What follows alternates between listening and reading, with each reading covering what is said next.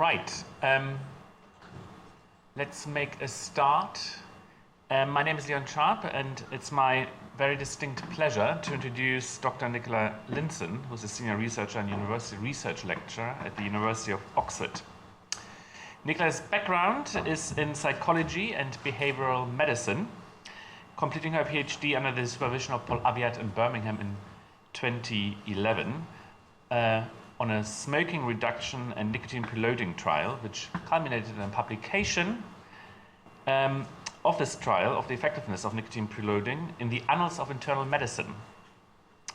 Now, what's remarkable about this particular publication is that, coming from my PhD project essentially, is that it was among the top 30 publications in any scientific field in the year 2016, ranked by Altimetrics. There were about 350,000 scientific publications that year, and it was on the top 30. Not many people can claim that, I believe. This is no mean feat. Following her PhD, Nicola, after working as a research fellow at Birmingham, moved to the University of Oxford, where she became a Cochrane managing editor at the Cochrane Tobacco Addiction Group. And in this role, she has overseen the publication and updates of many influential Cochrane reviews on as varied topics such as nicotine receptor partial agonists or mindfulness for smoking cessation. She regularly brings findings to the attention of the wider public through publications in The Conversation, and together with Jamie Hartman-Boyce, Nicola also launched a popular podcast on e-cigarettes called Let's Talk E-Cigarettes, and maybe some of you have in fact contributed to this. With the unfortunate decision of NIHR to defund Cochrane UK, Nicola has now moved to the Centre for Evidence-Based Medicine at Oxford to continue important work on evidence synthesis. And we're very lucky to have her here today to tell us all about the groundbreaking advances that Cochrane UK has accomplished in our field. The talk entitled Using Evidence Synthesis to Combat Tobacco Addiction. So I welcome to the stage Dr. Nicola Lindson.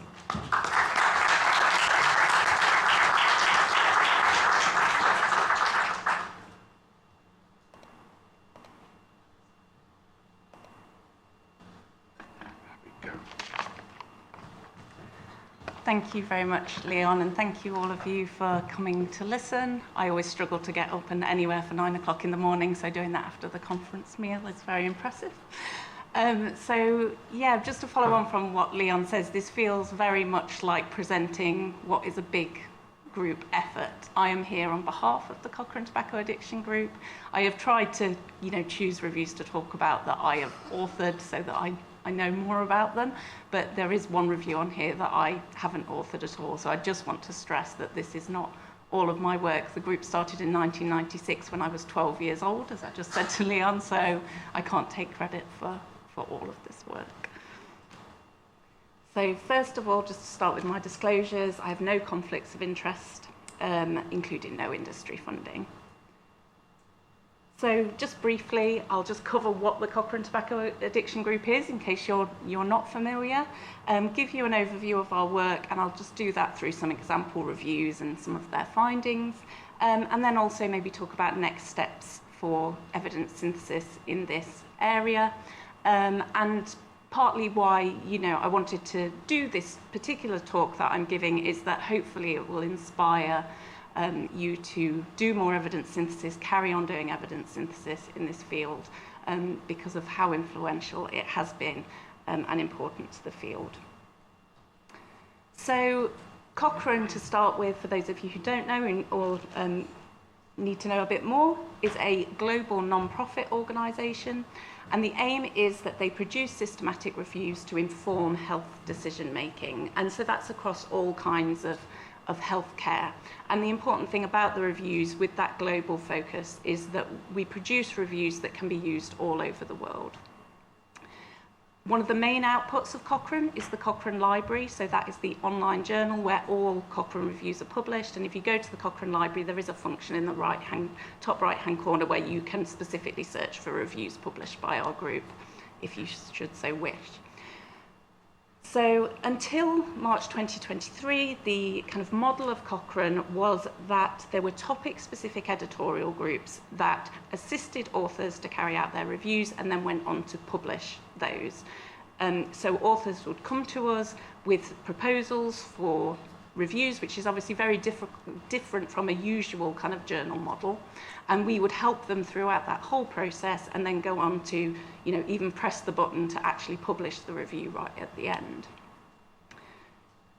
So this map kind of shows you the spread of Cochrane review groups across the world, and there were between 50 and 60 topic-specific groups, which we were one of. So the Cochrane Tobacco Addiction Group was one of the first Cochrane groups founded in, as I said, 1996, and it was founded by members of the General Practice Research Group at the University of Oxford. So that's where it's been ever since. The group is now it is a department. It's now called the Nuffield Department of Primary Care Health Sciences, but that's where it's been based from the start. And also from the start, it's been funded by NIHR, but obviously that's also changed its name over the years, so also its predecessors. But as Leon says, unfortunately, we're not currently receiving any funding. NIHR made the decision that it would not, going forward, fund any Cochrane groups. NIHR only ever funded UK groups, it's worth saying. So there are some Cochrane groups outside of the UK which do still have funding and will be continuing. But because of this change, it has kind of meant that Cochrane have had to change their approach, because a lot of the groups were in the UK, because that's where Cochrane originally came from. So now there is a central editorial function. And Cochrane have talked to groups about whether we would like to continue without funding. Originally, we didn't think that was going to be an option, but they have now said if there are groups who want to continue in another kind of vein without funding, then that can happen. So we are in talks with Cochrane about doing that. Of course, it would be very different because we won't be performing the editorial function, but it would just mean that we can use the name going forward when we publish our reviews, which is really important to us because we've built up this kind of brand and we have this legacy of the group. So while we were running, in the last 27 years, we've managed approximately 90 reviews, most of which are tobacco focused, but it's worth saying we did have some what we called orphan reviews, which were on topics that just weren't covered by any other group, and we somehow ended up dealing with those. So we had quite a few, for example, in the field of allergy. And we had a team of over 400 review authors, and I'm sure there's lots of you in the audience now who have been Cochrane review authors, and we count all of you as being part of the tobacco addiction group. So we see ourselves as being a really big inclusive group. And the thing that made the Cochrane Tobacco Addiction Group a little bit different, there are a few other Cochrane groups that did this, but not that many, is that we also authored reviews ourselves. So as well as supporting other authors and publishing their reviews, we also authored reviews. Sometimes there's just one of us would be on a otherwise external author team, or there are reviews where the majority of us were from the editorial group, and often they're the ones that kind of dated back to the inception of the group when maybe we didn't have so many external authors because the group was in its infancy.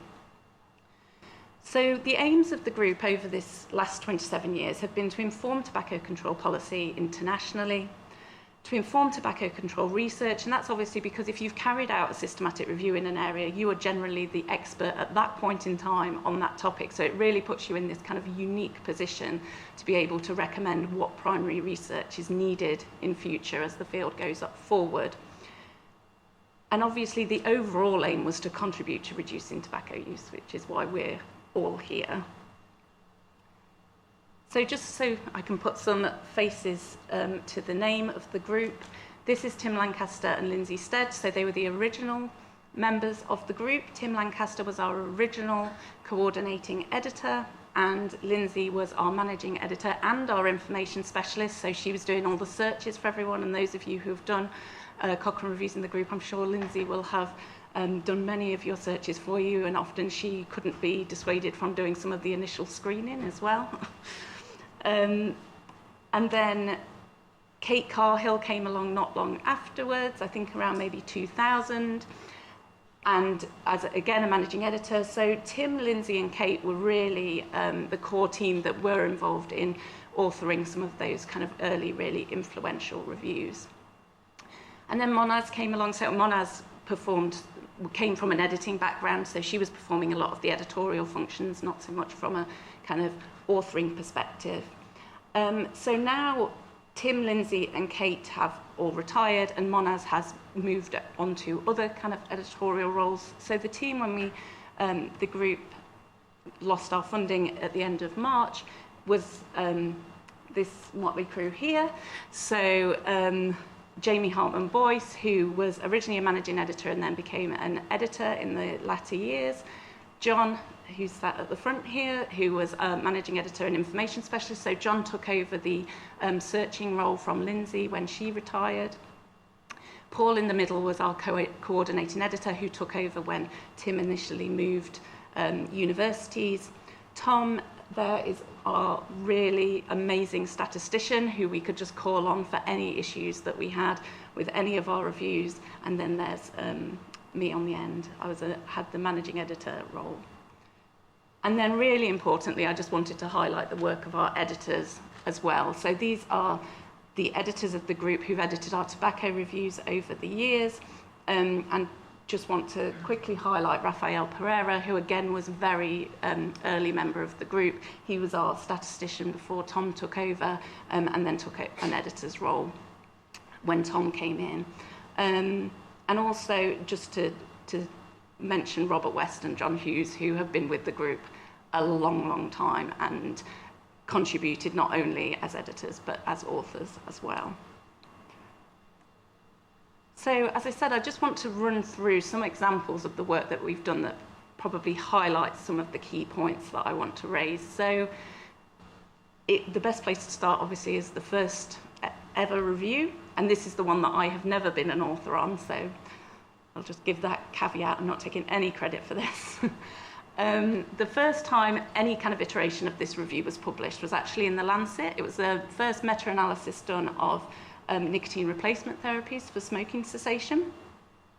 But the first Cochrane review we did was kind of an update of that meta-analysis. So that version was published in 1996, and that made it one of the first reviews that was ever published in the Cochrane Library. And that was in the year that the Cochrane Library was launched. So this kind of was a prototype review for the whole of Cochrane, and it was used to test the methodologies of Cochrane and the software that was going to be used to generate the reviews. And this screenshot at the bottom obviously isn't of the first ever version, but this is the most recent version of that review, which was published in 2018 and led by Jamie Hartman-Boyce. And it's just worth mentioning now, I think, that Cochrane have always had this model that reviews should be updated. So the idea is we don't want to do reviews and then stay out there and, get out of date. So if clinicians come to them, they're not sure whether that evidence is up to date or not. There's always been this model of updating reviews to try and incorporate new and important evidence. And so this is why we've now got this 2018 version from what was originally published in 1996. And just to give you an idea of how that review has evolved over time and in terms of the more kind of external landscape. So NRT was approved for use in the US in 1984. To say that first iteration of the review was published in 1996. And then all these red dots that you'll see coming along this line are times when the review was updated. So we had 3 updates there, another 3 updates, and then NICE issued guidance on NRT in 2002, which cited that Cochrane review. So that's, shows really clear impact of that review and how important it was. Then another 2 updates, and then in 2008, NRT was added to the WHO list of essential medicines, again citing this review. And then we've had 3 further updates until we got to 2018, which is the most recent published version. And so just to take a bit of a deep dive into that, there is, in that review originally, there were studies of NRT versus control, and by that we mean no treatment or placebo. And there were also studies comparing different types of NRT use. For this graphic, I'm just going to focus on those studies looking at NRT versus control. So you can see the number of studies that have been in the review over time. So when we look at that first iteration, there were 63 studies, going to 2018, 133.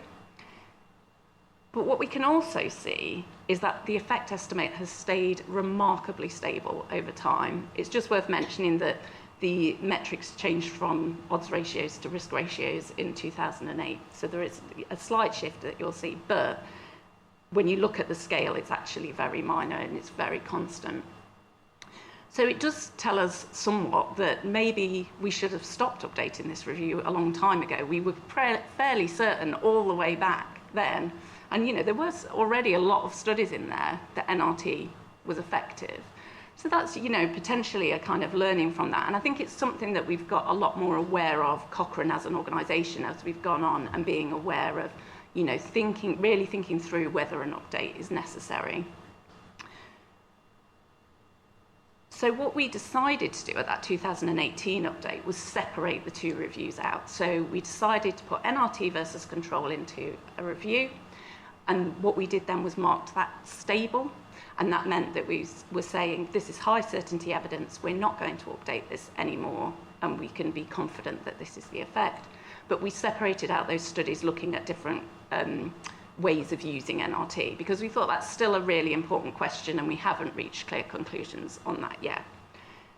So you can just see here, in 2012, we had 42 of those kind of studies comparing how to use NRT, and then up to our most recent version in 2023, 68 studies. And this is that review. So it's to determine the effectiveness, safety of different forms, deliveries, doses, durations, and schedules of NRT for achieving long-term smoking cessation. And that's just a screenshot of the most recent version of that review. So just to give you some kind of highlights from that, I'm not going to be going into any results in a great deal of detail, just in the interest of time, but we found that using combination NRT versus single NRT, we found high certainty evidence that that was more effective. We also found some evidence with moderate certainty that nicotine preloading, so using nicotine before a quit date as well as after, was more effective than using it just after. But the reason that's moderate certainty is there were some issues with risk of bias in the studies, and when we removed those, the confidence interval did incorporate the null. So there's still a little bit of uncertainty around that. Higher dose nicotine patches may increase quitting compared to lower dose. Again, there's a bit less certainty in the evidence there because of just having a lack of data for each of the comparisons. So as you can see, we split it into 25 versus 15 milligram and 21 milligram versus 14 milligram. And going into each comparison, there's not lots of data. And similarly, using 4 milligram versus 2 milligram gum seems to help increase quit rates. But we had a really interesting subgroup analysis, which is obviously exploratory, but showing that actually 4 milligram gum was useful for people more highly addicted, but if people were less addicted, then actually maybe it didn't make a great deal of difference. And we found it really difficult to come to any conclusions about duration of use, again, just because there was inconsistency in what people were studying in the trials, the lengths of treatment, and so there wasn't much data in each comparison. So that just gives you an idea of kind of the bread and butter of the work we've done. That's the kind of comparisons that we've looked at, these kind of pairwise comparisons, and that is the majority of it. And I won't go through everything on this slide as it would take a long time, but this just gives you an idea of some of the things that we've looked at. So different types of behavioural support, settings for providing support, population groups, providers, the modality that behavioural support is offered in, and also quite a few reviews on prevention methods as well. But we've also tried to really develop in terms of methodological approaches, and that's one of the places where Jamie Hartman-Boyce really excels. If you have a systematic review and you've got a tricky question and you're not sure how to do analysis to find the answer, she is your woman, and she'll probably kill me for saying that, but she is amazing at it. So we've carried out living systematic reviews, network meta-analysis, and also not just reviews of randomized controlled trials, so also using observational data, non-randomized studies to look at associations between quitting and health outcomes, and also to look at changes in policies and product availability. We have one review that includes qualitative synthesis, so that is not our strong suit, but we do have one, and that was carried out by our colleagues at the University of Nottingham, looking at ways to quit smoking in pregnancy. So now just to kind of deep dive a little bit into the living systematic review, and again, I won't focus much on the findings. Elsa presented those really well yesterday. But this is just to give you a bit more of an idea of the process and maybe some of the things we can learn from that. So first of all, what is a living systematic review? As I mentioned, Cochrane were kind of the originals in kind of understanding the need to kind of update systematic reviews as we go along. And maybe living systematic reviews are just a more sophisticated way of doing that and being able to monitor the evidence. So a living systematic review is a review which is continually updated, incorporating relevant new evidence as it becomes available. And the way we do that is through active monitoring of the searches. Now, in our case, that's monthly, but when you write a protocol for a living review, you basically get to choose depending on how quick, thick and fast you think the evidence is coming out. And the point is that as well as just being able to monitor that yourself, that you're communicating the links to the new evidence. So you're telling people what is out there. And the idea is that we also interrogate those new studies to try and get a sense of, if we incorporated these into the review, would they make a meaningful difference to our conclusions? So we're not doing a full update of the review every month. We're just deciding whether a full update is needed. And if it is, we can trigger it really quickly and we try and get that new update out within 3 months of making that decision. So we basically were hearing a lot about this model at kind of Cochrane conferences and things like that. And I just immediately thought, this is perfect for e-cigarettes. Like, it just seemed to talk, perfectly to this as a topic. And so the 3 questions that you're kind of invited to think about when thinking about doing a living systematic review, I'm just going to go through them now and talk about how we thought they related to e-cigarettes. So, is the review question a particular priority for decision making? And I think we would all agree that that is the case, but I've just used this kind of map to illustrate, the differences in regulation even just within Europe, and so that there's no, at the minute, joined up view of how we should deal with these products. And so seemed like, yes, definitely a priority. Is there an important level of uncertainty in the existing evidence? So that's something that we do within Cochrane. We rate the certainty of the evidence using grade. And if we looked back at what was at that point, 2016 was our most recent update. So we looked at that. You could see in the summary of findings table, all of our evidence was really low or low certainty. So there was a way to go in terms of being more certain about our conclusions. And then finally, is there likely to be emerging evidence that will impact on the conclusions of the living systematic review? So again, go back to that 2016 version. This is the bottom of our Prisma flow diagram, and we could see we had 27 ongoing studies that we thought would be eligible for the review going forward. So we were pretty certain that we were going to get evidence that would help to make our conclusions more certain.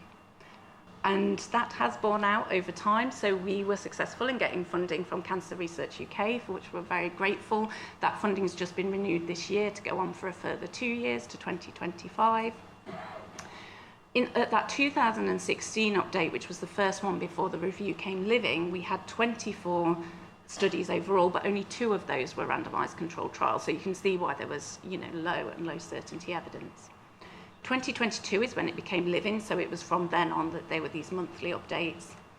And now we're at a point where we have 78 included studies and 40 of those are randomized controlled trials. But that just shows you the number of updates we've done so far. And we do currently have an update in progress, which we're hoping will be out hopefully by November this year. And that should have a further 10 eligible studies with 6 randomized controlled trials. So, as I said, I'm not going to go through all of the results in detail because it takes a long time, and Elsa did that yesterday, but just to quickly give you a taste of, this is our e-cigarettes versus NRT comparison, which is what we see as most important, because obviously we know NRT is an evidence-based treatment that's been used for some time.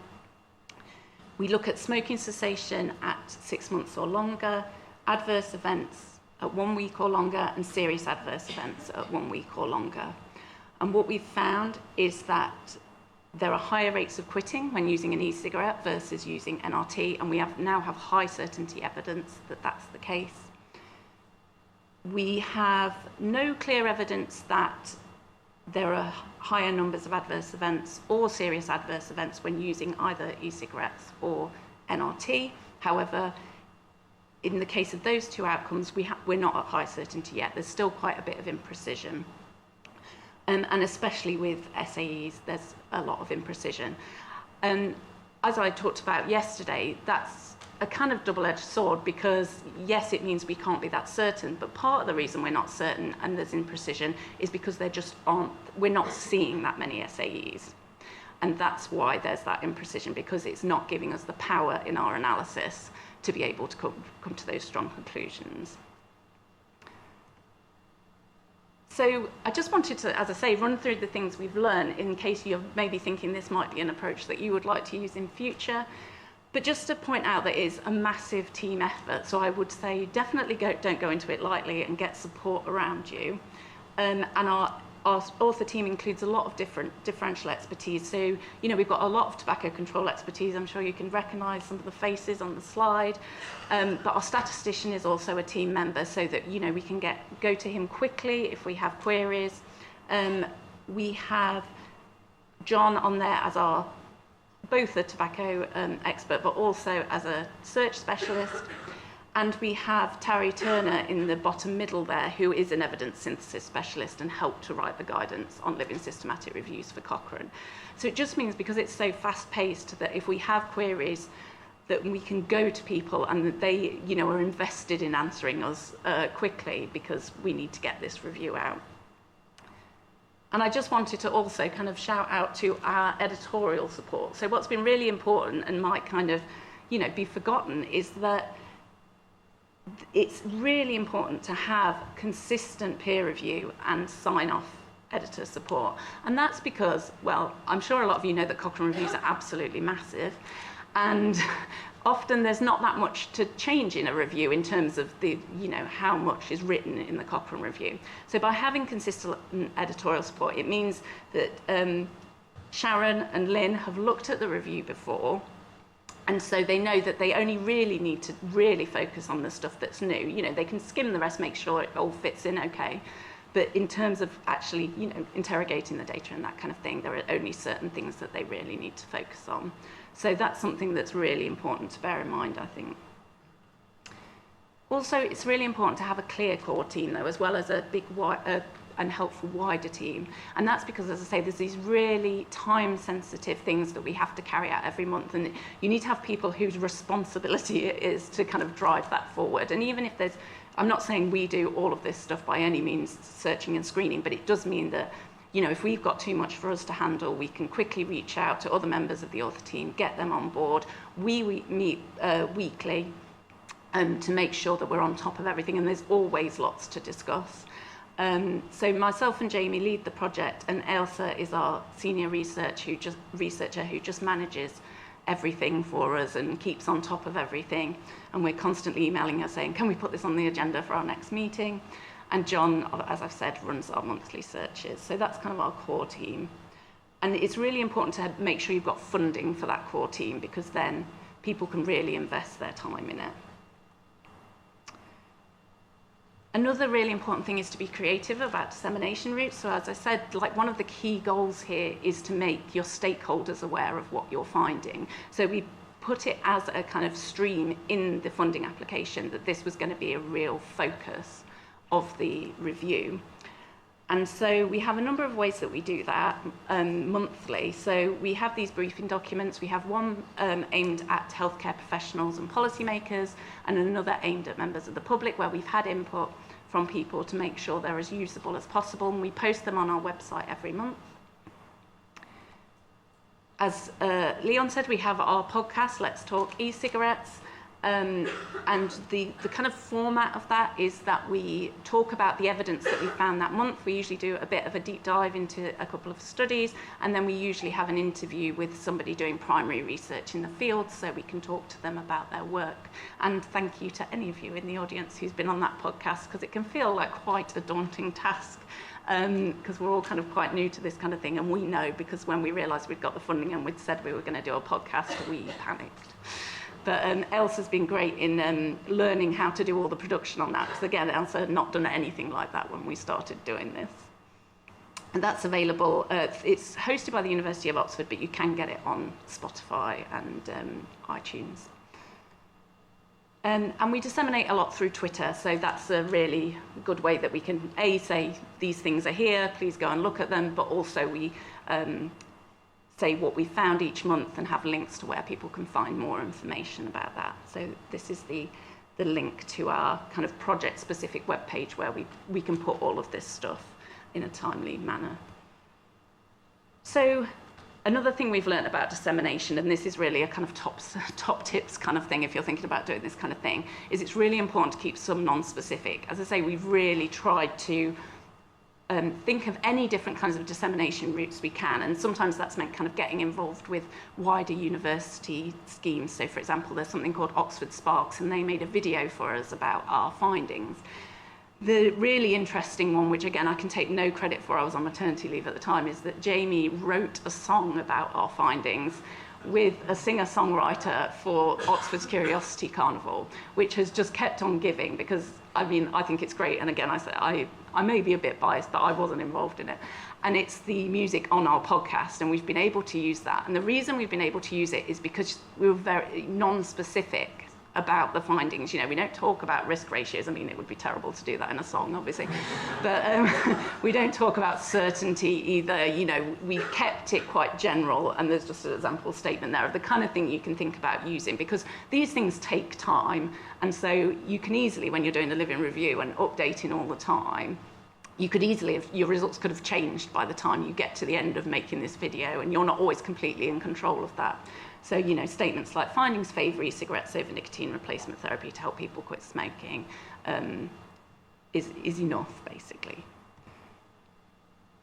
And this really offers such a unique opportunity to engage with stakeholders. So often, you know, we do these big research projects and then we publish them, and, you know, someone might say something at a conference like, oh, did you think to look at this?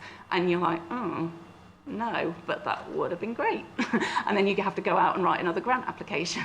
But what we're lucky in having is that we keep publishing this review, and we do have that opportunity to incorporate things that people talk to us about. So a number of people, including the Canadian government, had said, do you have information on the number of people who continue using e-cigarettes after they've used them to make a quit attempt? And we weren't looking at that at the time, so we were able to add that as an outcome, and we were transparent about it in the version before we published that outcome. We said that we would do it in the next update, and so we were clear why we were incorporating that.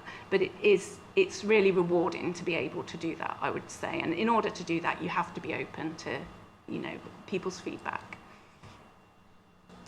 And so we've tried to do that in lots of ways, and I'm kind of showing you this not to say, look how great we are, but to say these things really can have impact. I think especially in our field, and I'll talk a bit about that toward the end, but because of the moving nature of this review and us being really on top of the evidence, we are able to respond to kind of requests for information, and that's partly the point. So, for example, with the Khan review, when they put out consultation, we were able to very quickly respond to that, put together a kind of briefing on the findings of our review, and so hopefully our evidence contributed to the conclusions drawn in that.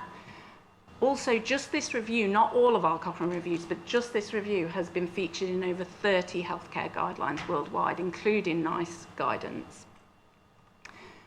We inform the Cancer Research UK policy team's quarterly bulletins. Basically, they were kind of doing this before we even started, kind of updating people on the evidence through their e-cigarettes research forum. And so we said, well, now you're funding us to do this work, so why don't we use the searches that we're doing every month anyway? So it contributes to that.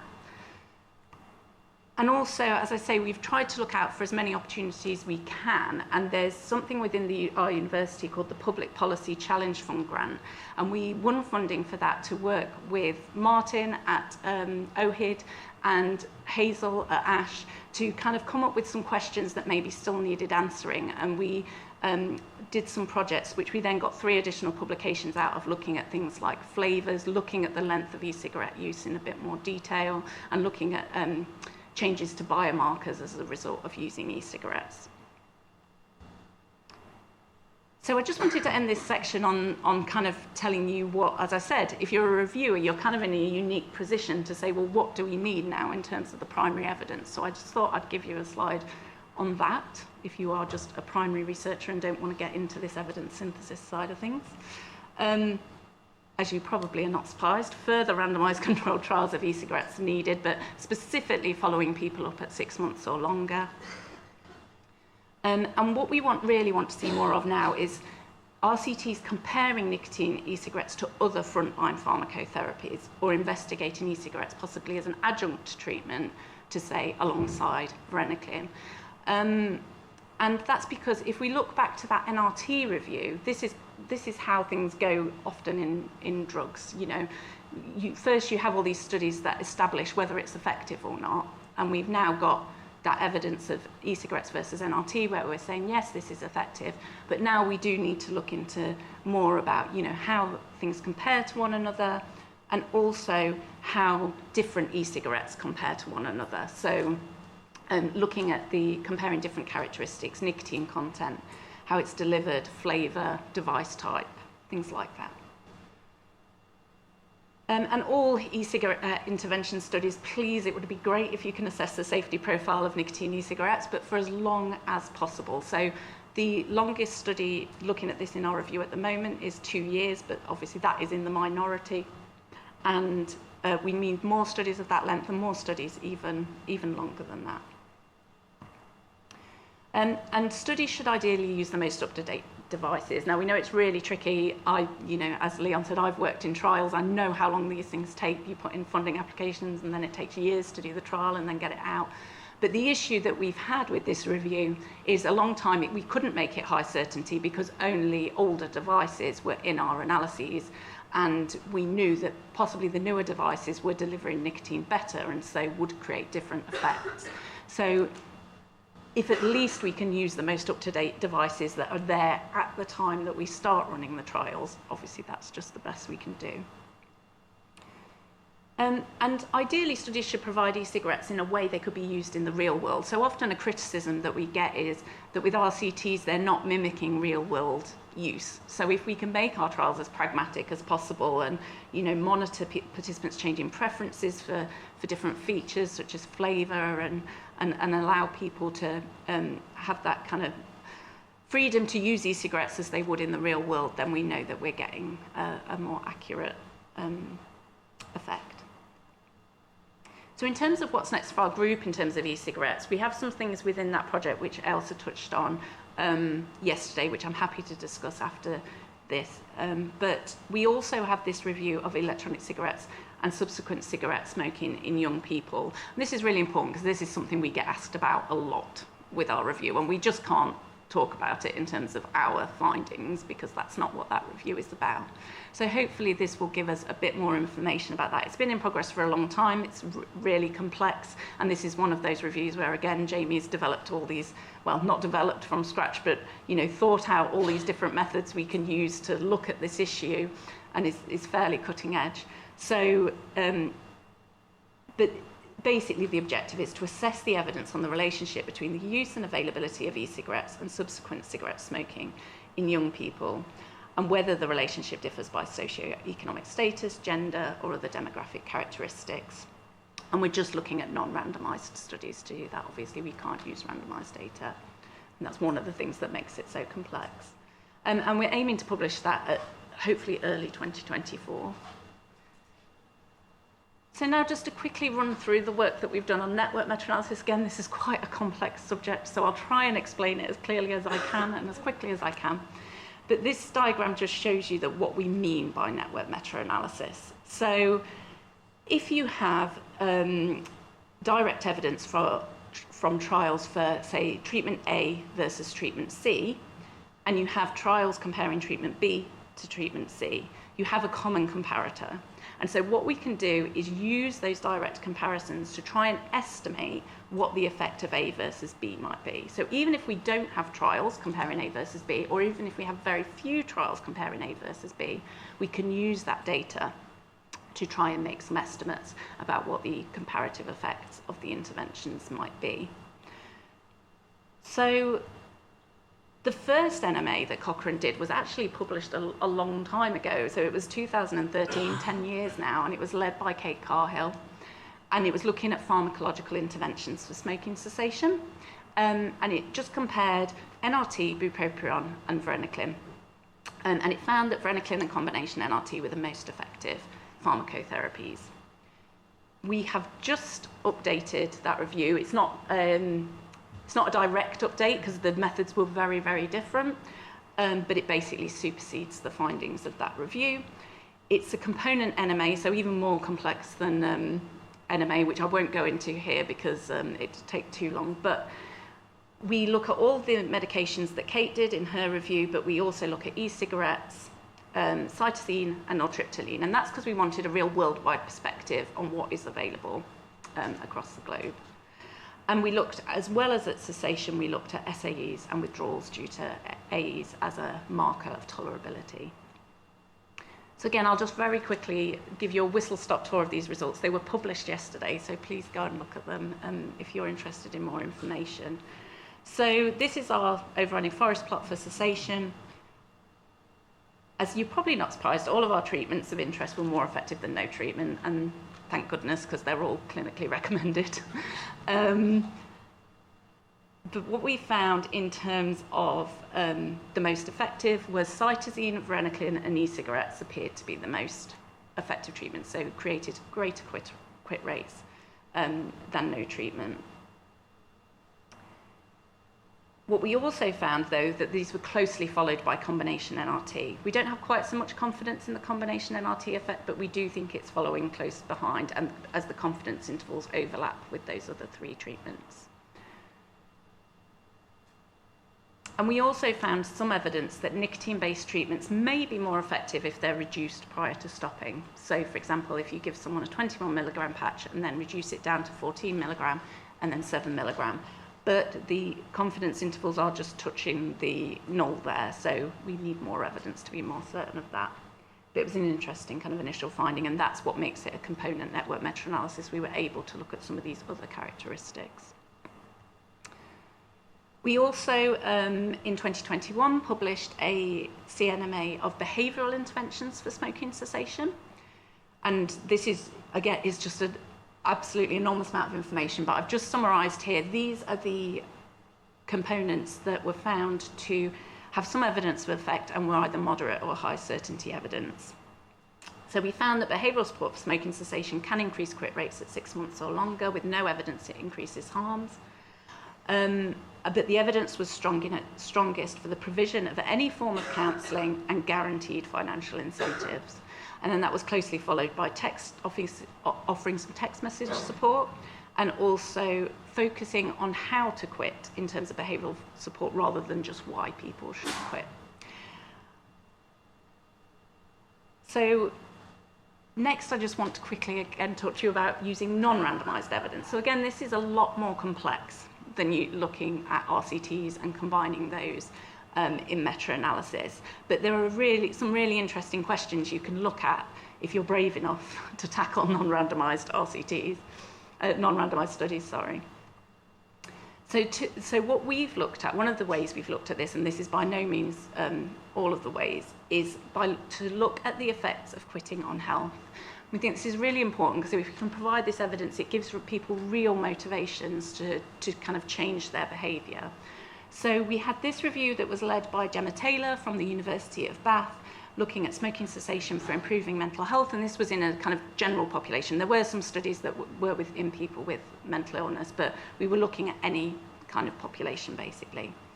And then we have a DPhil student, Angela Wu, who last year published her review looking at smoking cessation for secondary prevention of cardiovascular disease, so in people who had already been diagnosed with coronary heart disease. And the key points of both of these reviews is that they did include both randomised controlled trials and cohort studies.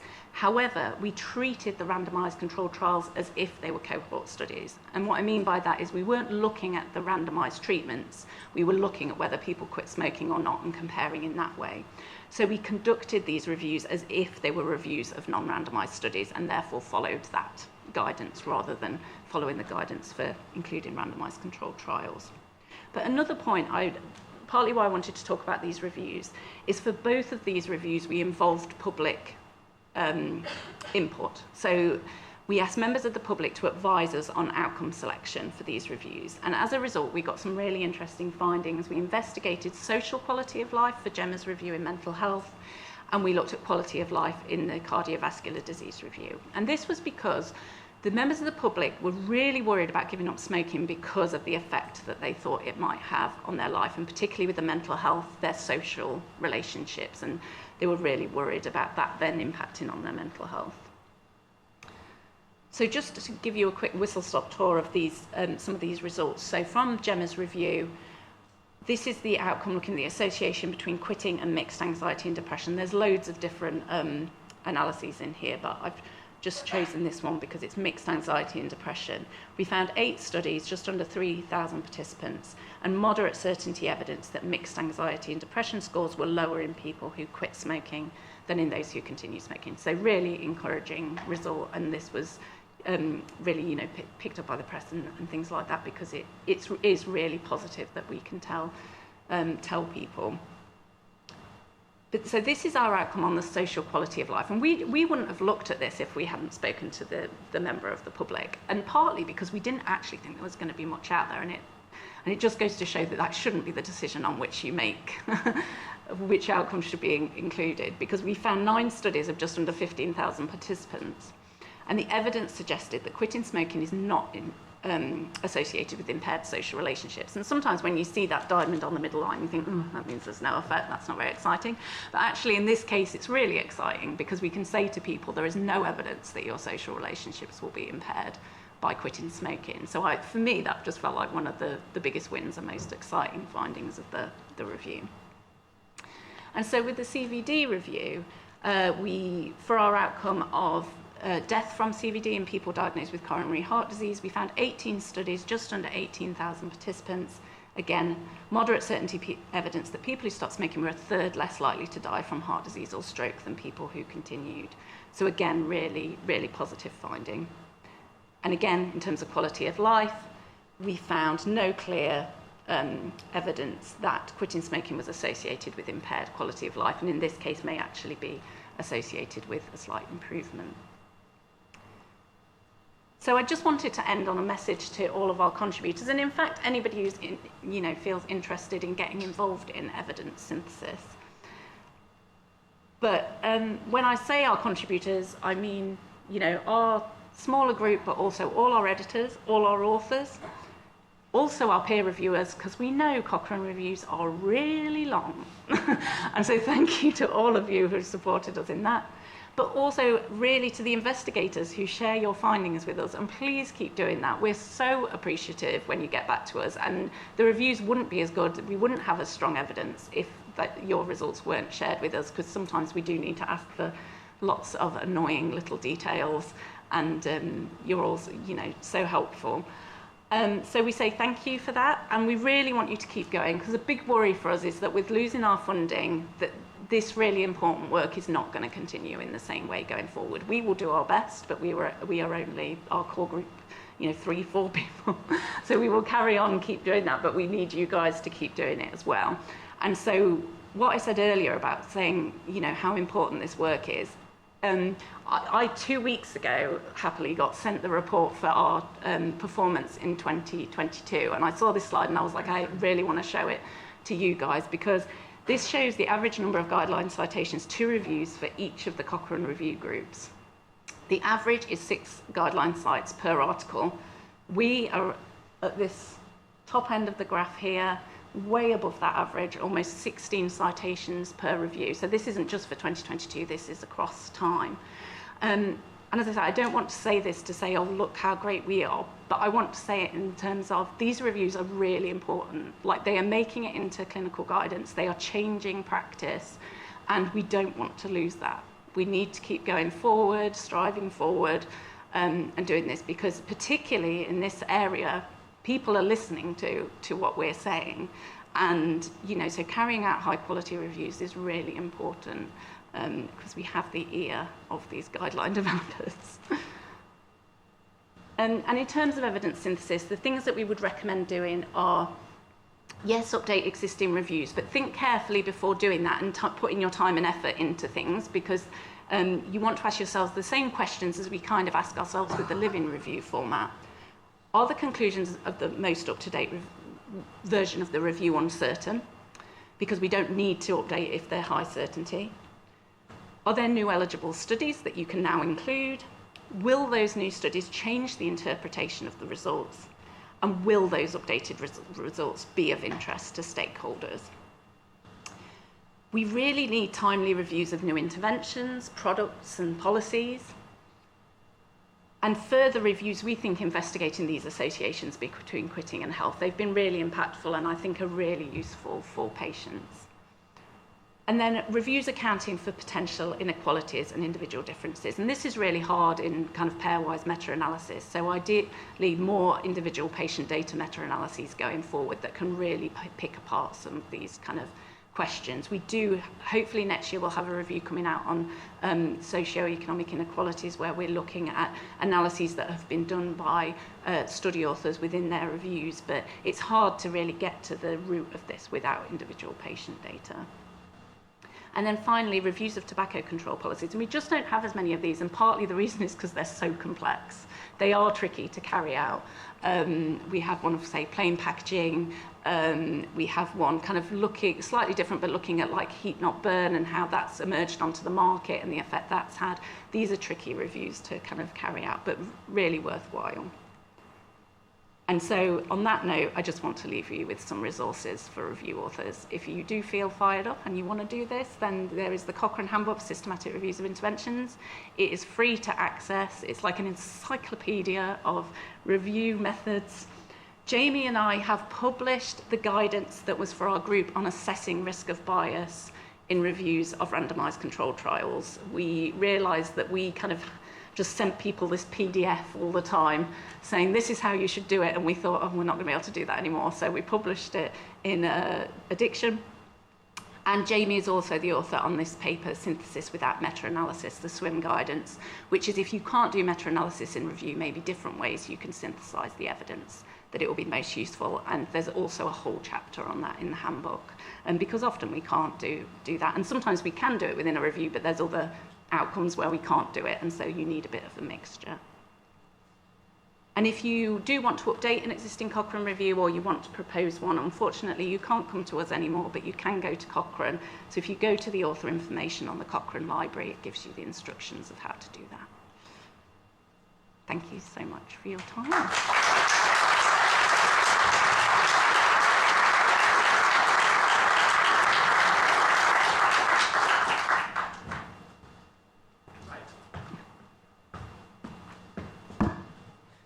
Thank you very much. I hope you're all inspired to continuing support to Cochrane. I don't think we are allowed any questions, I'm afraid. I mean, unless you want to answer questions. Well, I'm happy to answer questions in the breaks, and yeah. There we go. And you have, talking of which, another 8 minutes to enjoy your break. Thanks so much for listening.